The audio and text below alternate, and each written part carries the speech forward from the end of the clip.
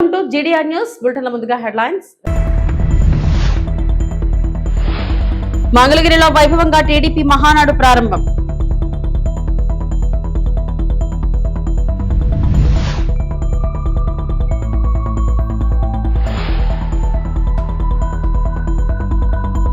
కులాల గురించి ఎవరైనా మాట్లాడితే ఘాటుగా స్పందిస్తాం. AP deputy CM Pawan Kalyan.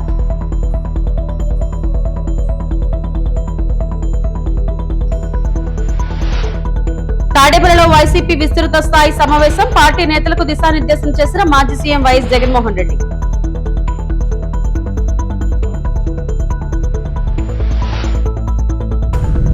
Petrol diesel ధరలపై హరీష్ రావు ఫైర్. వ్యాట్ తగ్గించాలని డిమాండ్.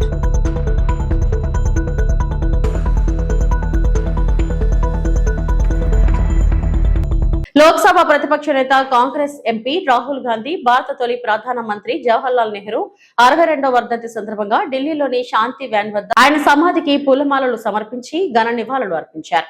ఈ సందర్భంగా కాంగ్రెస్ నేతలు కార్యకర్తలు కూడా నెహ్రూ సేవలను స్మరించుకున్నారు. దేశ నిర్మాణంలో జవహర్లాల్ నెహ్రూ చేసిన సేవలు చిరస్మరణీయమని నాయకులు పేర్కొన్నారు.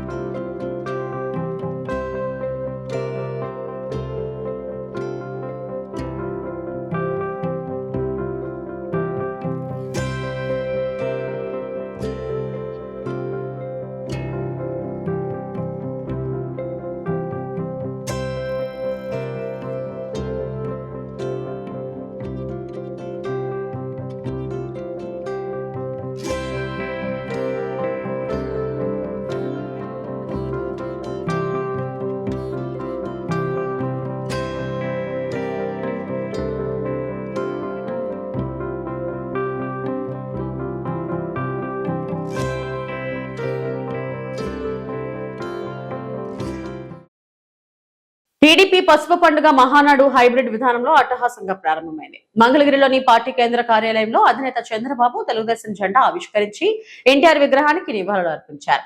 Working president Nara Lokesh, politburo సభ్యులు, జాతీయ రాష్ట్ర కమిటీ సభ్యులు ఎన్టీఆర్ విగ్రహానికి నివాళులు అర్పించారు. 1875 కష్టాల నుండి వేలాది మంది కార్యకర్తలు ఈసారి మహానాడును హైబ్రిడ్ విధానం ద్వారా వీక్షించనున్నారు. ముఖ్య నాయకుల స్పీచ్లను హైబ్రిడ్ విధానంలో 175 నియోజకవర్గాల నేతలు, కార్యకర్తలు ఈసారి ఆన్లైన్ లోనే విననున్నారు. దానికి సంబంధించి పార్టీ కేంద్ర కార్యాలయం నుంచి అన్ని ఏర్పాట్లు చేశారు. జై తెలుగుదేశం, జై జై తెలుగుదేశం. పార్టీ కార్యవర్గ సభ్యులు, అదే సందర్భంగా తెలుగు తమ్ముళ్లకు, పసుపు సైన్యానికి శుభాకాంక్షలు. కమిటీ సభ్యులకు 1875 క్లస్టర్ నుంచి వర్చువల్గా హాజరైన కార్యకర్తలు, నేతలకి స్వాగతం. మహానాడు అంటే కార్యకర్తల జోరు, పసుపు జెండా జోరు. ఈసారి వర్చువల్ మహానాడు కారణంగా వాహనాల హోరు తగ్గిందే కానీ మీలో జోష్ మాత్రం తగ్గలేదు, అది కనపడస్తా ఉంది. ఒకప్పుడు నేను దగ్గరుండి మీరందరూ కూడా ఉంటే, దూరంగా ఉంటే కనపడరేమో కానీ ఇప్పుడు టీవీల్లో మీ యొక్క ఇది చూస్తున్నా 1875 క్లస్టర్లు కూడా అనుసంధానం చేశాం. ఎప్పటికప్పుడు సమీక్ష చేసుకుంటున్నాం. ఈరోజు మీరు చూస్తే లక్షలాది మంది ప్రారంభం రోజునే అదరగొట్టారంటే అది ఈ యొక్క మహానాడు ప్రత్యేకత.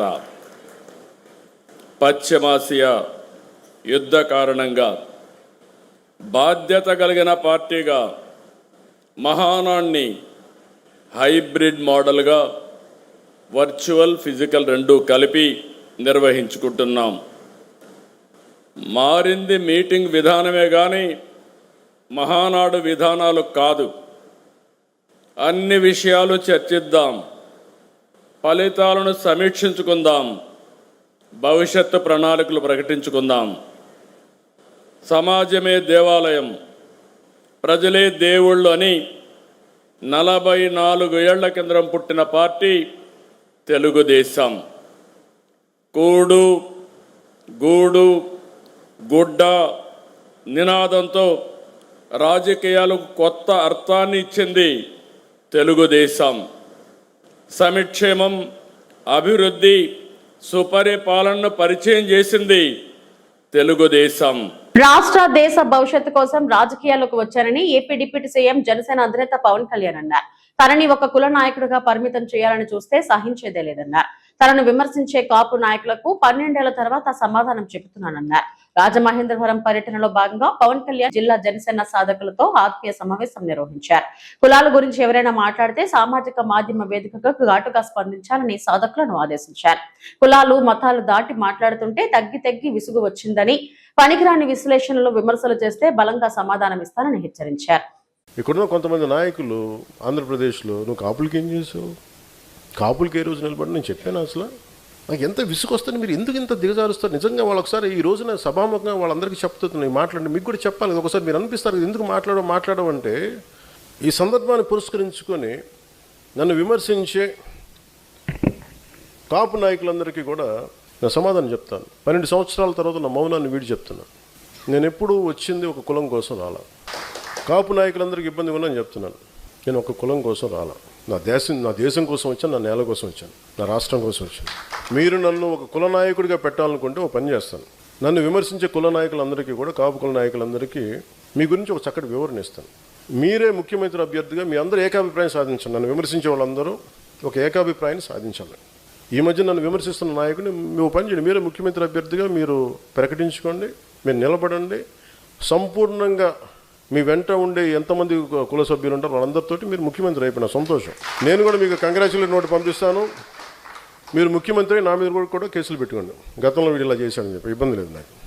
విమర్శించే కాపు నాయకులు కూడా నేను ఒకటే చెప్తున్నాను, మాట్లాడితే రంగా గారిని పట్టుకొస్తారు.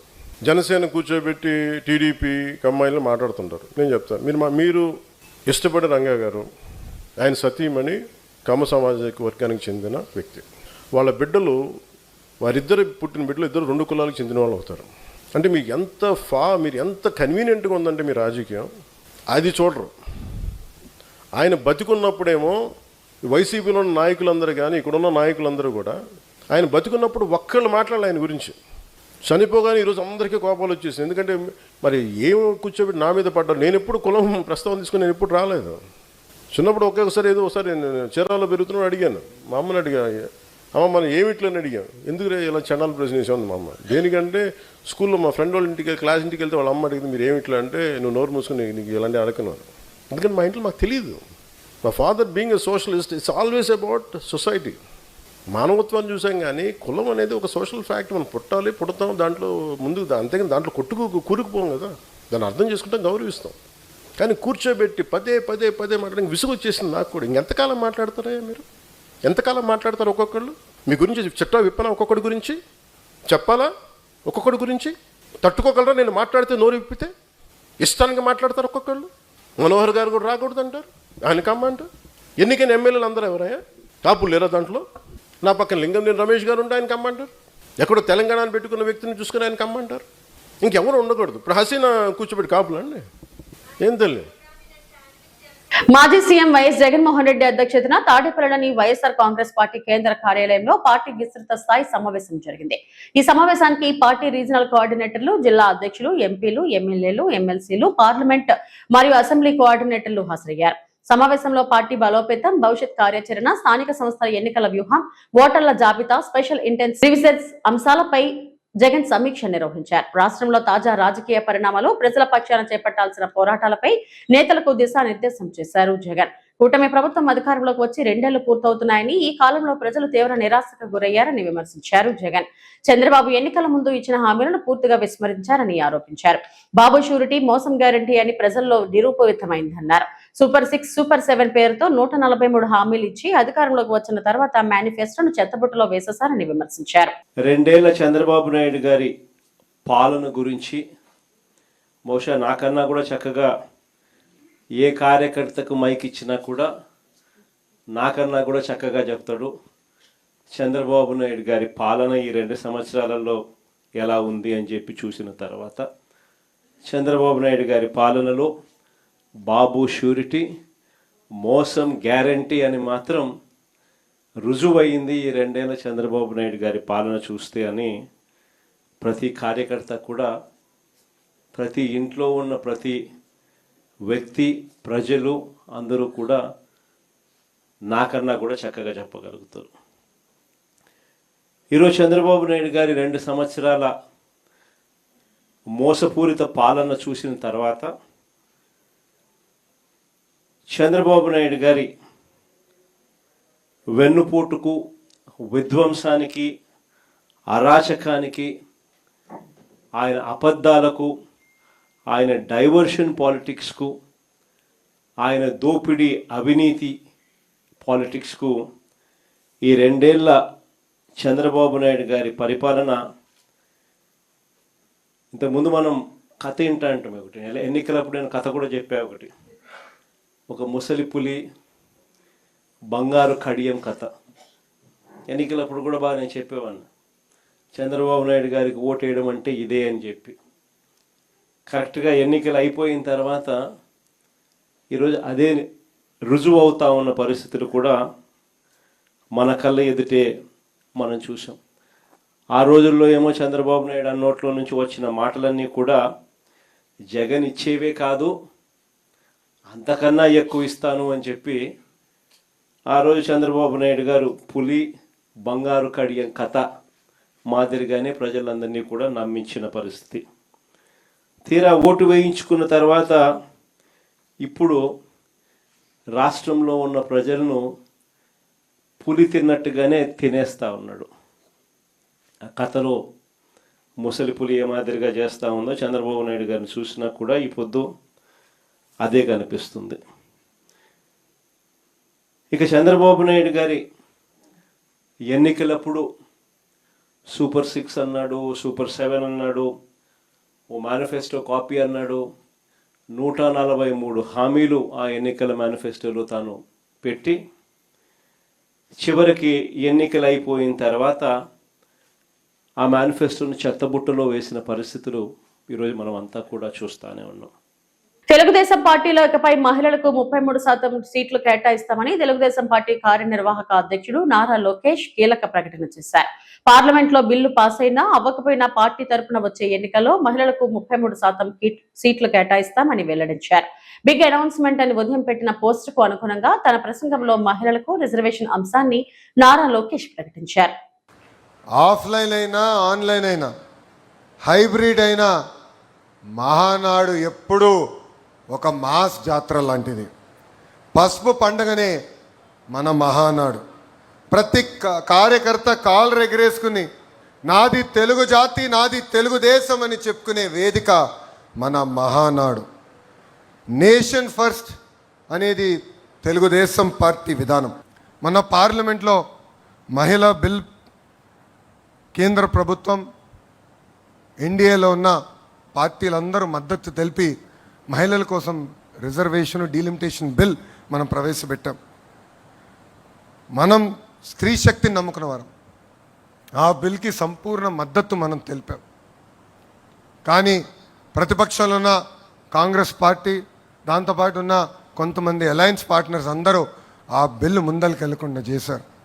అందుకే ఈ వేదికగా నేను ఒక ప్రతిపాదన చేస్తున్నా.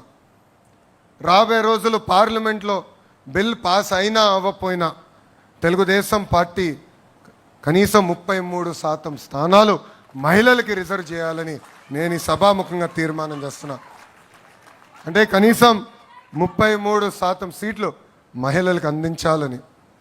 I strongly believe that the next era of Indian politics belongs to women leadership. India took a historic step by bringing the Women's Reservation Bill. Our vision is clear. Women must not remain beneficiaries alone. Women must become decision makers. Unfortunately, in the recent parliament session, opposition parties rejected this bill. Many parties talk about women empowerment during elections and forget about them after elections.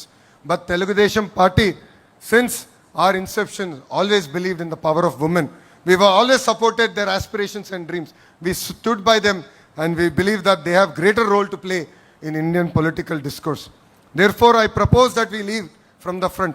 Today, from this sacred Mahanadu stage, I propose that in the 2029 elections, Telugu Desam Party should allocate 33% seats to women, not as a slogan, but as a commitment to the future of India. We want more women lawmakers. We want more women leaders. We want more women policymakers. And future of Telugu Desam Party will be led shoulder to shoulder by our women. This is our resolve. This is our responsibility. This is our commitment. Telugu Desam party నాయకులు కార్యకర్తలుగా ఐక్యతను చాటుకునే వేదిక మహానాడు అని TDP రాష్ట్ర అధ్యక్షుడు పల్లా శ్రీనివాసరావు తెలిపారు. మహానాడు ప్రారంభం సందర్భంగా శ్రీనివాసరావు మాట్లాడారు. ఇప్పటి వరకు పార్టీ ప్రయాణం, భవిష్యత్తులో తీసుకోవాల్సిన నిర్ణయాలు, ఇతర అంశాలను ఈ వేదిక ద్వారా చర్చించుకుందామన్నారు. హైబ్రిడ్ విధానంలో మహానాడు 2026 ద్వారా లక్షల సంఖ్యలో నేతలు, కార్యకర్తలు అనుసంధానమే ఉన్నారని తెలిపారు. దేశంలో వివిధ రాజకీయ పార్టీలు వచ్చి కాలగర్భంలో కలిసిపోయాయని, టీడీపీ ఒక్కటే నిత్య చైతన్యంతో క్రమశిక్షణ కలిగిన కార్యకర్తలందరికీ అవకాశాలు కల్పిస్తుందన్నారు. అధికారంలోకి వచ్చిన 23 నెలల్లోనే అన్ని నామినేటెడ్ పదవులు కార్యకర్తలకు ఇచ్చామని, భవిష్యత్తులోనూ ఇంకా వస్తాయని పేర్కొన్నారు. ఆంధ్రప్రదేశ్ ను స్వర్ణాంధ్రగా తీర్చిదిద్దేలా ముఖ్యమంత్రి చంద్రబాబు విజన్ 2017 రూపొందించారన్నారు. 63% యువతకు పార్టీలో ప్రాధాన్యత దక్కుతుందన్నారు. 26 ఏళ్లకే రామ్మోహన్ నాయుడు ఎంపీ తర్వాత కేంద్ర మంత్రి అయ్యారన్నారు. గంటి హరీష్ 27 ఏళ్లకు ఎంపీ అయ్యారని వివరించారు. గతంలో అయ్యన్న పాత్రుడు, కాలువ వెంకట్రావు లాంటి నేతలు చిన్న వయసులోనే పార్టీలో కీలక నేతలుగా ఎదిగారని పల్లా శ్రీనివాసరావు గుర్తు చేశారు. యువతకు ప్రోత్సహిస్తూ చెప్పాలంటే కీర్తిశేషులు నందమూరి తారక రామారావు గారు పార్టీ పెట్టేటప్పుడు 35% నుంచి 40% యువతకి ఇస్తే, అందులో చెప్పుకుంటే చింతకాల అయ్యన్న పాత్ర గారు 26 సంవత్సరాలకే వచ్చారు. కళా వెంకట్రావు గారు 28 సంవత్సరాలకే వచ్చారు. కావలి ప్రతిభావతి గారు 27 సంవత్సరాలకే వచ్చారు. అలాగే ఈరోజు మన యువ నాయకులు లోకేష్ గారు ఆధ్వర్యంలో చూసుకుంటే 63% మన యువతకి ప్రాధాన్యత కల్పిస్తున్నామని చెప్పి ఈ సందర్భంగా తెలియజేస్తున్నాం. మన యువ నాయకులు వారి ఆధ్వర్యంలో చెప్పాలంటే ఈరోజు ఎవరికి ఇచ్చామని ఒక్కసారి ఆలోచన చేస్తే, మన కింజారపు రామ్మోహన్ నాయుడు గారు 26 సంవత్సరాలకే వారు ఎంపీ అయ్యారు. అలాగే గంటి మురళీ గారు, గంటి హరీష్ గారు 27 సంవత్సరాలకే వారు ఎంపీ అయ్యారు. ఇలాగా భవిష్యత్తు యువతకి ప్రాధాన్యత ఇవ్వాలని చెప్పి మన యువ నాయకులు, మన భవిష్యత్తు నాయకులు భావిస్తున్నారు. ఖచ్చితంగా యువతకు ప్రాధాన్యత ఇస్తూ, అలాగే ఈ మహానాడు మహిళా సెంట్రిక్గా కూడా జరగబోతుంది. రేపు భవిష్యత్తులో 33% రిజర్వేషన్ వస్తుంది కనుక అసెంబ్లీకి, పార్లమెంట్కి పంపించడానికి సమర్థవంతమైనటువంటి మహిళా నాయకత్వాన్ని గుర్తించి ముందుకు వెళ్తామని చెప్పి ఈ సందర్భంగా తెలియజేస్తున్నాం. జగిత్యాల ఆర్టీసీ డ్రైవర్ అశోక్ వ్యవహారంపై తెలంగాణ మంత్రి పొన్నం ప్రభాకర్ స్పందించారు. సోషల్ మీడియాలో గొంతులు నొక్కే ప్రభుత్వం కాంగ్రెస్ కాదని, అశోక్ ను తిరిగి విధుల్లోకి తీసుకోవాలని ఆదేశాలు ఇచ్చామని తెలిపారు. స్థానిక కాంగ్రెస్ నాయకుడు ఇచ్చిన ఫిర్యాదు ఆధారంగా అధికారులు తొందరపడి రిమూవల్ లెటర్ ఇచ్చారని, అశోక్ చేసినది పెద్ద తప్పు కాకపోయినా చర్యలు తీసుకున్నారని మంత్రి పేర్కొన్నారు. అయితే ఆయనను సస్పెండ్ చేయవద్దని తానే ఆదేశాలు ఇచ్చినట్టు చెప్పారు. ముందుగా అశోక్ మాట్లాడుతూ తాను రైతుల సమస్యల గురించే మాట్లాడానని, ఏ రాజకీయ పార్టీ లేదా నాయకుడిని విమర్శించలేదని చెప్పిన విషయం తెలిసిందే. అలాగే రిమూవల్ లెటర్ ఇచ్చిన డిపో మేనేజర్ ను మరో డిపోకి బదిలీ చేయాలని కూడా ఆదేశించినట్లు మంత్రి పొన్నం ప్రభాకర్ వెల్లడించారు. మా అక్కడ స్థానిక అధికారి తొందరపడి ఎవరో చెప్పినారనే దాని మీద తొందరపడి అతన్ని తొలగించమని లేఖ రాసింది.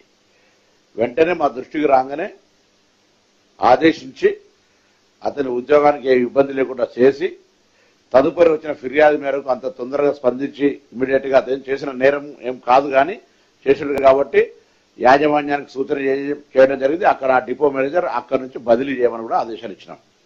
పెట్రోల్ డీజిల్ ధరల పెంపుతో కేంద్ర తెలంగాణ రాష్ట్ర ప్రభుత్వాలు కలిసి ప్రజలపై నెలకు 5,000 కోట్ల భారం మోపుతున్నాయని బీఆర్ఎస్ సీనియర్ నేత టి హరీష్ రావు ఆరోపించారు. తెలంగాణ సీఎం రేవంత్ రెడ్డి రోడ్లపైకి వచ్చి నిరసనలు చేయడం కంటే రాష్ట్ర ప్రభుత్వం విధిస్తున్న 27% వ్యాట్ ను తగ్గించాలని డిమాండ్ చేశారు. అన్ని వస్తువుల ధరలు పెరుగుతున్నప్పటికీ రైతులకు ఇచ్చే మద్దతు ధర మాత్రం పెరగడం లేదని హరీష్ రావు విమర్శించారు. పెట్రోల్ డీజిల్ ధరల భారం కారణంగా సామాన్య ప్రజలు తీవ్ర ఇబ్బందులు పడుతున్నారని అన్నారు. రైతుల సమస్యలపై ప్రభుత్వం వెంటనే స్పందించి మద్దతు ధరలను పెంచాలని ఆయన కోరారు. ఇలా రేవంత్ రెడ్డి కూడా అడుగుతా ఉన్నాం, పెట్రోల్ డీజిల్ మీద వ్యాట్ ధరలు తగ్గించు. ఇలా ధరలు పెరిగితే అటు కేంద్రం పెంచా ఇటు రాష్ట్రం పెంచా, ఇద్దరి మధ్యలో రైతు నగిలిపోతున్నాడు, పేదవాళ్లు నలిగిపోతున్నటువంటి పరిస్థితి ఉన్నది. ఇవాళ కేంద్రం 3 సార్లు పెట్రోల్ డీజిల్ ధరలు పెంచితే దాని మీద రాష్ట్ర ప్రభుత్వం కూడా పెంచింది. రాష్ట్ర ప్రభుత్వం పేదల మీద ఈ నెలలో పెట్రోల్ డీజిల్ మీద వేసిన భారం 2,000 కోట్ల రూపాయలు. ఇటు రాష్ట్రం 2,000 కోట్లు పెంచింది, అటు కేంద్రం 3,000 కోట్లు పెంచింది. ఇద్దరు కలిసి 5,000 కోట్ల భారం పెట్రోల్ డీజిల్ మీద, రైతుల మీద, మధ్యతరగతి ప్రజల మీద వేసినారు. నేను రేవంత్ రెడ్డిని అడుగుతున్నా, మీరు ధర్నాలు చేస్తున్న రోడ్లెక్కి బానే ఉంది, నువ్వు పెంచింది తగ్గియచ్చు కదా. రాష్ట్ర ప్రభుత్వం ఏదైతే 27% వ్యాట్ పెట్టిందో ఆ 27% వ్యాట్ ను తగ్గించండి, ఓ 10% వ్యాట్ తగ్గించండి. ఇలా రైతులకు భారం పెరుగుతుంది. రేపు ట్రాక్టర్ దున్నాలంటే నిన్నటిదాకా ఒక కిరాయి ఉంటుంది, రేపు 200 కిరాయి పెరుగుతుంది. వరి కోత మిషన్ కు కిరాయి పెరుగుతున్నది. మరి రైతుకు ఇటు యూరియా ధర పెంచిండ్రు, డీఏపీ ధర పెంచిండ్రు, పెట్రోల్ డీజిల్ ధర పెంచిండ్రు, కానీ మద్దతు ధర మాత్రం పెంచుతలేరు. ధరలు పెంచుతున్నారు, పంట కొంటలేరు, రైతులు ఇబ్బంది పెడుతున్న పరిస్థితి ఉన్నది. శ్రీకాళహస్తి నియోజకవర్గంలో టీడీపీ మహానాడు కార్యక్రమాలు ఘనంగా నిర్వహించారు. తొట్టంబేడు, శ్రీకాళహస్తి పట్టణం సహా పలు ప్రాంతాల్లో నిర్వహించిన కార్యక్రమాల్లో స్థానిక ఎమ్మెల్యే బొజ్జల వెంకట సుధీర్ రెడ్డి పాల్గొన్నారు. ముందుగా ఎన్టీఆర్ చిత్రపటానికి నివాళులు అర్పించి మహానాడు కార్యక్రమాన్ని ప్రారంభించారు. మంగళగిరిలో జరుగుతున్న మహానాడును హైబ్రిడ్ విధానంలో నాయకులు, కార్యకర్తలు వీక్షించారు.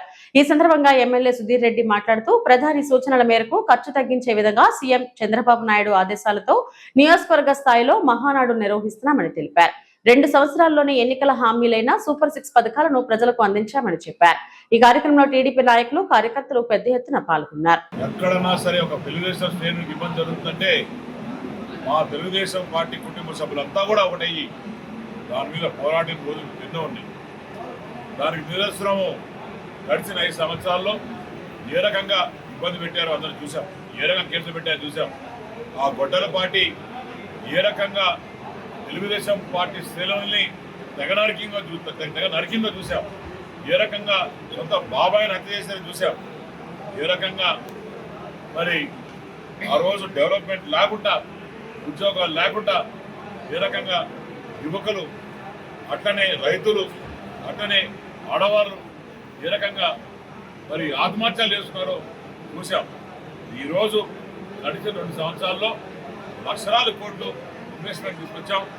అంతేకాకుండా లక్షల మందికి ఉద్యోగాలు ఇప్పించాం. అంతేకాకుండా కాళేశ్వరం ఎత్తుకుంటే ఎన్నో ఫ్యాక్టరీలు ఇచ్చాం, రోడ్లు వేసాం, నీళ్లు ఇచ్చాం, ట్యాంకులు ఇచ్చాం, 3 సెంట్ల భూమి ఇచ్చాం, ఇల్లు ఇచ్చాం.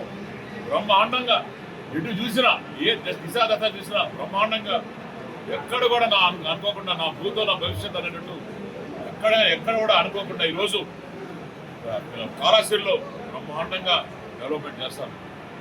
ఇటు శ్రీకాళహస్తి టెంపుల్ చూస్తే కానీ, అటు గుడిమల్లా చూస్తే కానీ బ్రహ్మాండంగా అభివృద్ధి చేసే పరిస్థితి ఉంది. అంటే ఇటు రూరల్ 4 మండలాల్లో కాకుండా, అటు టౌన్లో కాకుండా రూరల్గా చూస్తే బ్రహ్మాండంగా ముందుకు పోతున్నాం. అంతేకాకుండా ఈరోజు ఈ మహానాడులో మేము కూడా లోకల్ తీర్మానాలు కూడా మా కాన్స్టిట్యున్సీ వైడ్ తీర్మానాలు తీసుకుపోతున్నాం. దాని తర్వాత ఎవరైతే 60 ఏళ్ల పైచులకు పడ్డారు మా సీనియర్ కార్యకర్తలు ఉన్నారో, సీనియర్ నాయకులు ఉన్నారో వాళ్ళందరినీ గౌరవించుకోబోతున్నాం. ఎవరైతే చనిపోయి ఉన్నారో, ఎవరైతే మనం జరిగిన 5 సంవత్సరాల నుంచి కూడా లేకుండా ఎంతమంది చనిపోయి ఉన్నారో, ఈ సంవత్సరం చనిపోయిన వాళ్ళు కూడా అందరికీ కూడా ఘన నివాళులు అర్పించుకోబోతున్నాం.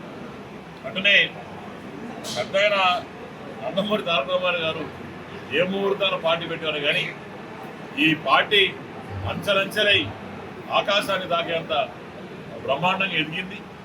ఎక్కడ కూడా ఇబ్బందులు లేకుండా ఇప్పుడు మా యువతరం, కొత్త తరం, కొత్త రక్తం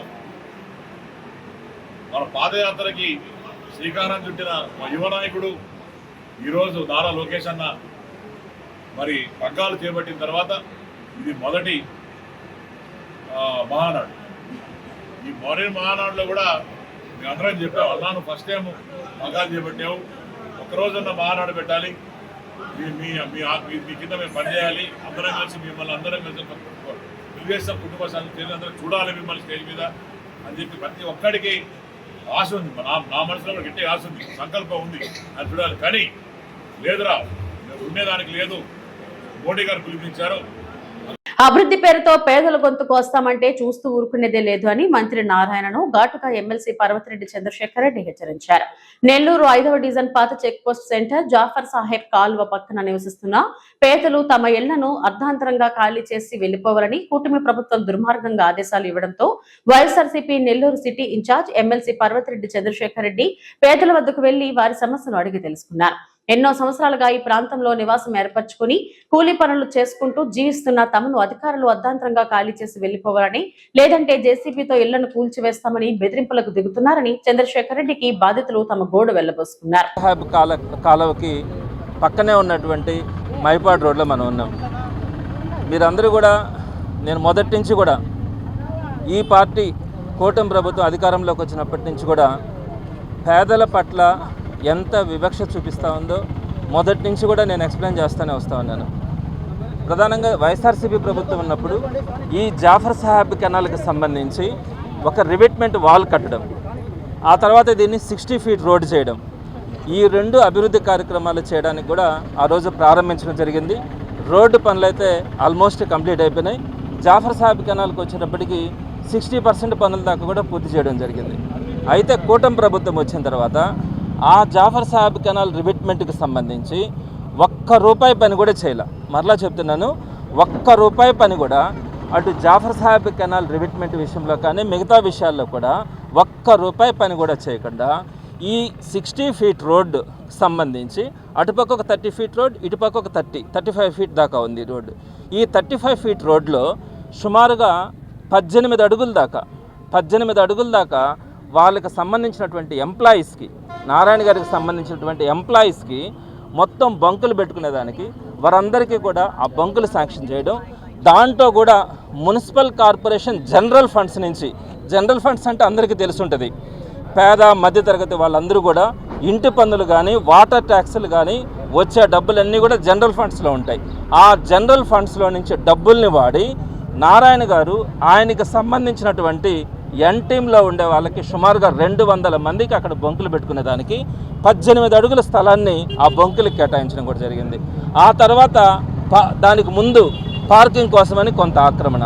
ఇంకపోతే రోడ్డుకు వచ్చేటప్పటికి ఈ రోడ్డు కింద సుమారుగా 6 మండలాలకు సంబంధించినటువంటి ట్రాన్స్పోర్టేషన్ జరుగుతుంది. ఈ 6 మండలాలకు సంబంధించిన ట్రాన్స్పోర్టేషన్ కేవలం 15 అడుగుల నుంచి 17 అడుగులు మాత్రమే అక్కడ రోడ్డు మిగిలింది. మొత్తం కూడా అంతా కూడా ఆయన పెట్టినటువంటి బొంకులు. తాడిపత్రి పట్టణంలోని 36 వార్డుల్లో ఆపరేషన్ క్లీన్ స్వీప్ కార్యక్రమాన్ని ఘనంగా నిర్వహించారు. ఆంధ్రప్రదేశ్ ప్రభుత్వం చేపట్టిన ప్రత్యేక పారిశుద్ధ కార్యక్రమాల్లో భాగంగా జిల్లా కలెక్టర్ ఆదేశాలు, ఎమ్మెల్యే జేసీ అస్మిత్ రెడ్డి మార్గదర్శకత్వంలో మున్సిపల్ కమిషనర్ సబ్బి శివ రామకృష్ణ ఆధ్వర్యంలో ఈ కార్యక్రమం చేపట్టారు. ఈ కార్యక్రమంలో మాజీ మున్సిపల్ వైస్ చైర్మన్లు, మాజీ వార్డు సభ్యులు, మున్సిపల్ సిబ్బంది, స్వయం సహాయక సంఘాల మహిళలు, వార్డు సచివాలయ సిబ్బంది, స్థానిక ప్రజలు భారీ సంఖ్యలో పాల్గొన్నారు. బక్రీద్ పర్వదినాన్ని పురస్కరించుకుని సంజీవ్ నగర్ రోడ్డులోని బిఎస్ఎన్ఎల్ కార్యాలయం సమీపంలోని ఈద్గా, సిబి రోడ్, ఈద్గా ప్రాంతాల్లో మెగా క్లీన్లీనెస్ డ్రైవ్ నిర్వహించి ప్రజలతో కలిసి అధికారులు శ్రమదానం చేశారు. అలాగే ప్రధాన రహదారులు, కాలనీలు, ఆలయాలు, డ్రైనేజీలు, చెత్త పేరుకుపోయిన ప్రాంతాల్లో శుభ్రత పనులు చేపట్టారు. అదేవిధంగా రేపు జరగనున్న బక్రీద్ పర్వదినాన్ని పురస్కరించుకుని నమాజ్ కు వచ్చే భక్తులకు ఉజూఖానా, నీటి సౌకర్యంతో పాటు అవసరమైన అన్ని ఏర్పాట్లు చేసినట్లు అధికారులు తెలిపారు. ఈ కార్యక్రమంలో వక్ఫ్ బోర్డు అధ్యక్షులు అయీబ్ బాషా, మాజీ వైస్ చైర్మన్ అబ్దుల్ రెహమాన్, మాజీ వైస్ చైర్మన్ పేక్షావలి మరియు ఇతర అధికారులు పాల్గొన్నారు. అందరికీ నమస్కారం. ముఖ్యంగా తాడిపత్రి పట్టణ హిందూ ముస్లిం సోదరులందరికీ ముందస్తుగా అడ్వాన్స్ పవిత్ర బక్రీద్ పండుగ శుభాకాంక్షలు తెలియజేసుకుంటున్నాము. త్యాగనిరతికి మనం ప్రతీకగా చెప్పుకునే పవిత్ర బక్రీద్ పండుగను రేపు మన తాడిపత్రి ముస్లిం సోదరులందరూ సౌకర్యవంతంగా పరిశుభ్రమైన ప్రదేశంలో చేసుకోవాలనే ఉద్దేశంతో జేసీ ప్రభాకర్ రెడ్డి గారు మరియు తాడపత్రి శాసనసభ్యులు జేసీ అస్మిత్ రెడ్డి గారి ఆదేశాల మేరకు, సూచనల మేరకు మున్సిపల్ కమిషనర్ గారు, ఒక్బోర్డు చైర్మన్, తాడపత్రి మండల ఒక్బోర్డు చైర్మన్ అయ్యూబ్ గారు మరియు మేము మన మున్సిపల్ పారిశుద్ధ్య కార్మికులతో కలిసి ఇక్కడ ఈద్గా ప్రాంగణంలోకి వచ్చాము. రేపటి పవిత్ర ప్రార్థనలకు ఎటువంటి ఆటంకం కలగకుండా ఉండే విధంగా మనం చర్యలు తీసుకుంటున్నాము. అదేవిధంగా ఇక్కడ ఉన్న చెత్తనంతా మన పారిశుద్ధ్య కార్మికులతో కలిసి మేము కూడా ఇక్కడ తొలగించడం జరుగుతుంది. అదేవిధంగా రేపు వజూకు ఎటువంటి ప్రాబ్లం లేకుండా నీటి సౌకర్యాన్ని కల్పించి చిన్న అక్కడ సమస్య ఉంటే దాన్ని కూడా పరిష్కారం చేయడం జరిగింది. మా ముఖ్య ఉద్దేశం ఏంటంటే తాడిపత్రి ప్రాంతంలో తాడిపత్రి ప్రజలు, ముస్లిం ప్రజలు రేపు జరగబోయే బక్రీద్ ప్రార్థనలకు ఎటువంటి ఆటంకం లేకుండా పరిశుభ్రమైన వాతావరణంలో అందరూ కలిసిమెలిసి వచ్చి చేసుకోవాలనే ఉద్దేశం మా జేసీ ప్రభాకర్ రెడ్డి అన్న గారిది. వారి సూచనల మేరకు మేమందరం ఈరోజు వచ్చి ఈ లోపలి ప్రార్థనా ప్రాంగణంలోనూ మరియు బయట పరిసర ప్రాంతాలందరూ మొత్తం మన పారిశుద్ధ కార్మికులతో కలిసి క్లీన్ చేయించాము. రేపు ఆనందంగా ప్రతి ఒక్కరూ పండుగ జరుపుకోవాలని కోరుకుంటూ సెలవు. శ్రీకాకుళం జిల్లాలో ప్రభుత్వం చేపడుతున్న ప్రాజెక్టులపై సిపిఎం నేతలు తీవ్ర విమర్శలు చేశారు. అభివృద్ధి పేరుతో జిల్లాను విధ్వంసం చేస్తున్నారని వ్యవసాయ శాఖ మంత్రి కింజరపు అచ్చెన్నాయుడుపై సిపిఎం జిల్లా నాయకులు ఆరోపించారు. శ్రీకాకుళంలోని సిపిఎం కార్యాలయంలో జరిగిన మీడియా సమావేశంలో పార్టీ జిల్లా కార్యదర్శి డి గోవిందరావు, జిల్లా కార్యదర్శి వర్గ సభ్యులు పి తేజేశ్వరరావు మాట్లాడారు. జిల్లాలో రేర్ ఎర్త్ మినరల్స్ తవ్వకాలు, cargo airport, thermal power plant పేరుతో ప్రజలు భూముల కార్పొరేట్ సంస్థలకు అప్పగిస్తున్నారని విమర్శించారు. సముద్ర తీర తవ్వకాల వల్ల పర్యావరణానికి ముప్పు ఏర్పడుతుందని, పంట భూములు ఉప్పునీట భూములుగా మారే ప్రమాదం ఉందన్నారు. ఫిషింగ్ హార్బర్లు నిర్మించకుండా మత్స్యకారుల జీవనోపాధిని దెబ్బతీస్తున్నారని ఆరోపించారు. కార్గో ఎయిర్పోర్ట్ కోసం లక్షలాది చెట్లను నరికి ఉద్యానవనాలను నాశనం చేస్తున్నారని మండిపడ్డారు. ప్రజల భూములు, ప్రకృతి సంపదను కార్పొరేట్లకు కట్టడబెట్టడమేనా అభివృద్ధి అని ప్రశ్నించారు. గతంలో కాకరపల్లి థర్మల్ పవర్ ప్లాంట్ కోసం భూములు తీసుకున్నా స్థానికులకు ఉద్యోగాలు ఇవ్వలేదని సిపిఎం నేతలు ఆరోపించారు. ఈ రోజు శ్రీకాకుళం జిల్లాలో మీరు చేసిన అభివృద్ధి ఏంటి, ఎర్ర జెండా అడ్డుకున్న అభివృద్ధి ఏంటి మీరు ప్రజలకు చెప్పాలని మేము అడుగుతున్నాం. ఎర్ర జెండా ఎప్పుడూ ప్రజల పక్షంగా ఉంటుంది, ప్రజల పక్షాన పోరాడుతూ ఉంటుందని చెప్పి ఈ సందర్భంగా మేము తెలియజేస్తున్నాం. అంతేకాదు ఈరోజు ఈ శ్రీకాకుళం జిల్లాలో మీరు ఎన్నికల్లో వాగ్దానం చేసినారు. ఏంటో వాగ్దానము?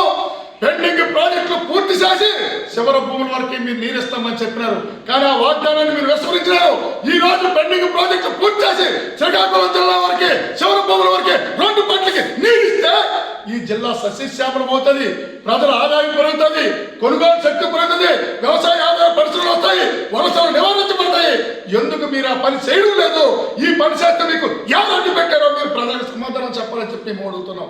అంతేకాదు ఈరోజు ఇది పనులన్నీ మానేసి విధ్వంసకరమైన పనులు మీరు ఇవాళ ఈ జిల్లాలో పూనుకుంటారు. ఇవాళ కార్గో ఎయిర్పోర్ట్ పెడతారు. ఈ రోజు మొత్తం అనేది విధ్వంసం చేయడానికి పూనుకుంటారు. లక్షలాది చెట్లని నరికేసి ఈ రోజు పర్యావరణ పరంగా తీవ్ర ముప్పు తీసుకురావాలని ప్రయత్నిస్తారు. ఈ రోజు మీకు కార్గో ఎయిర్పోర్ట్ కట్టాలని చిత్తశుద్ధి ఉంటే మీరు మూలపేట పోర్టు కేటాయించిన 2300 ఎకరాల్లో 500 ఎకరాలు కేటాయించి సరిపోద్ది. ఎందుకు మీరు అక్కడ కట్టడం లేదో ప్రజలకు సమాధానం చెప్పాలని చెప్పి మేము అడుగుతున్నాం. అంతేకాదు ఈరోజు మూలపేట పోర్టు పేరుతోనే ఈరోజు 28 గ్రామాల్లో 38,000 ఎకరాల భూమిని ఈవేళ కార్పొరేట్ కంపెనీలు కట్టబెట్టాలని చూస్తారు. అంటే ప్రజల ఆస్తిని, ప్రకృతి సంపదని ప్రజల కార్పొరేట్ సంస్థలకి కట్టబెట్టడం అభివృద్ధి అని మేము అడుగుతున్నాం. మీరు మాట్లాడతారు కంపెనీ వచ్చేస్తే చలంగేంజలు అమ్ముకొని బతకొచ్చానంటారు. అంటే భూములు ఇచ్చేసి చలంగేంజలు అమ్ముకోవాలా? ఇదా మీరు చెప్పిన అభివృద్ధి? అంతేకాదు ఈరోజు థర్మల్ పవర్ ప్లాంట్ కాకరాపల్లి మీ సొంత నియోజకవర్గం, మీరు భూములు ఇస్తే అభివృద్ధి అవుతుంది, ఉద్యోగాలు వస్తాయని చెప్పి పెద్ద ఎత్తున మీరు ప్రసారం చేసినారు. ప్రజలు ఇవ్వకపోతే కాల్పులు జరిపి ముక్కి పట్టలు పెట్టుకొని భూములు బలవంతంగా మీరు గుంజుకోండి. ఇప్పుడు ఆ భూమికి ఎన్ని ఉద్యోగాలు ఇచ్చినారు చెప్పండి? మీరు అక్కడ ఎన్ని ఫ్యాక్టరీలు మీరు కట్టారో చెప్పండి. ఆ భూమి తీసుకెళ్లి పెట్టుబడిదారులు బ్యాంకులో తనఖా పెట్టి ఐపీ పెట్టేస్తే అది సమీర్పేట లాజిస్టిక్ కంపెనీకి అది కారుచౌక విత్ రిజిస్ట్రేషన్ 8 లక్షల చెప్పింది. మీరు కాదా అన్ని మీరు ప్రశ్నిస్తాం. అంతేకాదు ఇవాళ తీర ప్రాంతం ఉంది. ఈ తీర ప్రాంతంలో అనేక వేలాది మంది మత్స్యకారులు జీవనం కొనసాగిస్తారు. విస్తరణ ఈ తీర ప్రాంతం ఈ రోజు శ్రీకాకుళం జిల్లాకి పర్యావరణ పరంగా ఒక పెట్టని కోట ఉన్నది. ఈ రోజు ఆ తీర ప్రాంతానికి ఎంత రేపు పేరుతోని ఇవాళ ఆదాని కంపెనీకి మీరు చెప్పినారు.